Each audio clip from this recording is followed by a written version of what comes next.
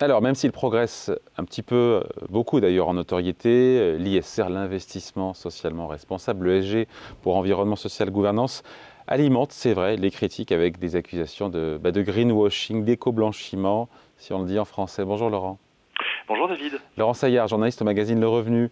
Euh, il y a un CAC 40 qu'on appelle le CAC 40 ESG et on se demande aujourd'hui, voilà, comment il se comporte, est-ce qu'il fait mieux, est-ce qu'il fait moins bien que notre CAC 40, notre bon vieux Oui, CAC 40. alors c'est vrai que pour expliquer un petit peu à nos auditeurs, nos internautes, oui, il y a des revers de médaille aux vertus de l'extra-financier dans ce que vous évoquiez. C'est-à-dire que, en fait, on reproche aux entreprises maintenant et aux sociétés de gestion d'enjoliver leurs efforts, de travestir un peu la réalité de leurs engagements, de leur réalisation en matière, donc, comme vous le dites, d'investissement socialement responsable ou de tout ce qui tient compte de l'environnement, du social et de la bonne gouvernance, c'est l'ESG.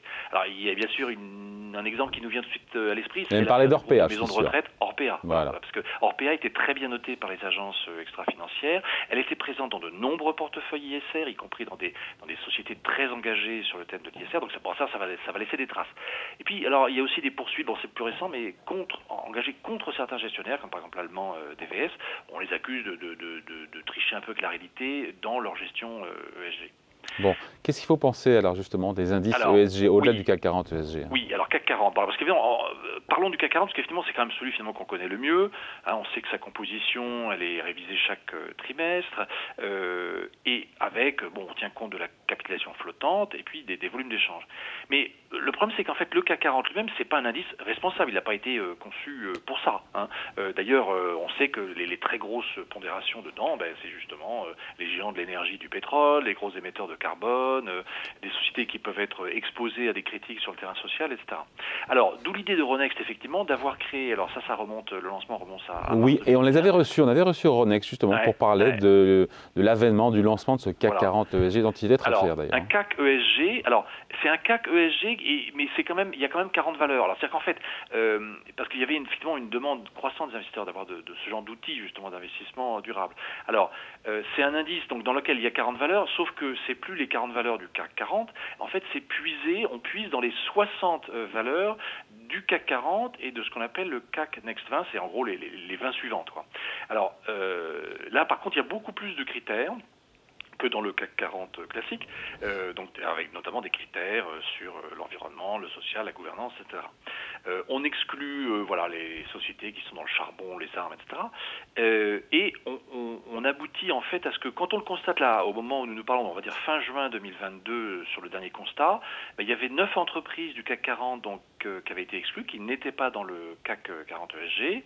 En l'occurrence, on voit tout de suite pourquoi. Hein, au moins pour les principales, bon, ArcelorMittal, Dassault Systèmes, c'est moins évident, bon, Essilor-Luxottica, Eurofins Scientifique, Renault, bon, Téléperformance, Thales, on voit très bien pourquoi, Total Energy aussi, Worldline. Bon, donc ces 9 entreprises, elles sont remplacées en fait par des entreprises du CAC Large 60, donc c'est le 40, le CAC 40 et le CAC Next 20. Et là Alors on voit on a effectivement. qui là-dedans?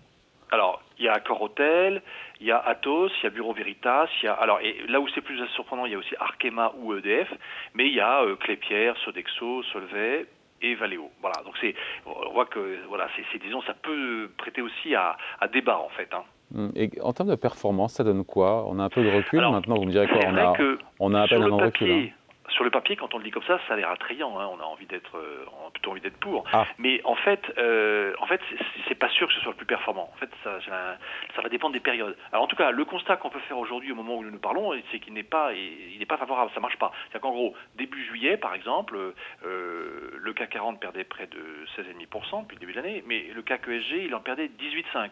Bon, donc du coup, le CAC 40 fait mieux.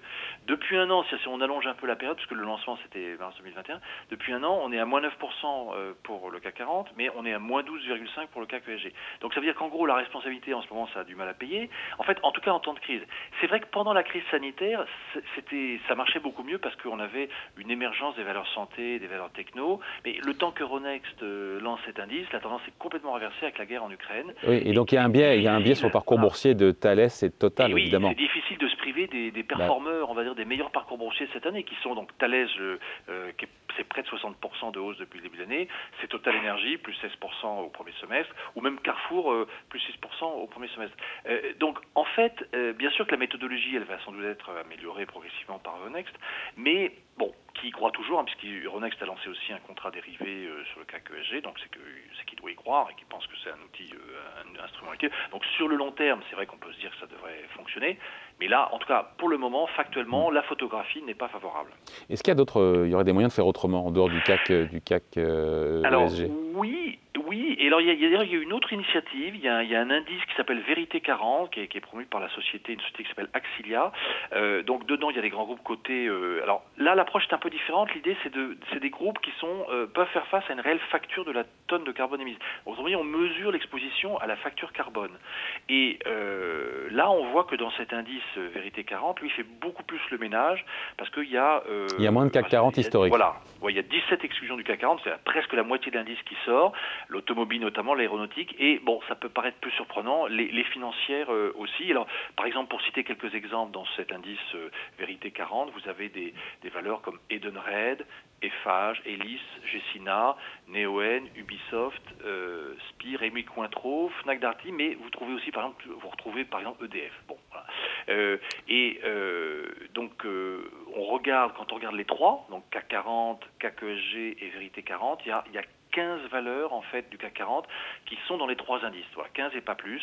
Alors je peux vous les citer d'ailleurs, c'est Air Liquide, Bouygues, Capgemini, Danone, Hermès, Kering, L'Oréal, LVMH, Orange, Pernod Ricard, Sanofi, ST Microelectronics, Vinci.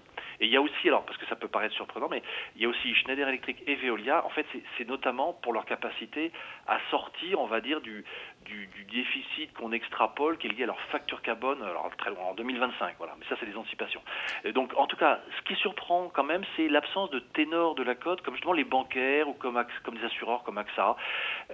Voilà, ça surprend un petit peu peut-être dans l'approche. On se dit que c'est pas forcément les plus gros émetteurs de carbone ou les plus gros pollueurs. Bon, comment on fait à supposer qu'on soit intéressé par ce CAC ESG, ce CAC 40? Oui, C'est comme pour le CAC 40, on ne va pas acheter 40 valeurs séparément. Non, alors vous pouvez le faire bien sûr, mais c'est un peu compliqué parce qu'il va falloir suivre les variations tous les trimestres. Et puis, alors il y a sur le marché des ETF qui en fait permettent d'investir dans le CAC ESG, un de BNP Paribas, un d'Amundi.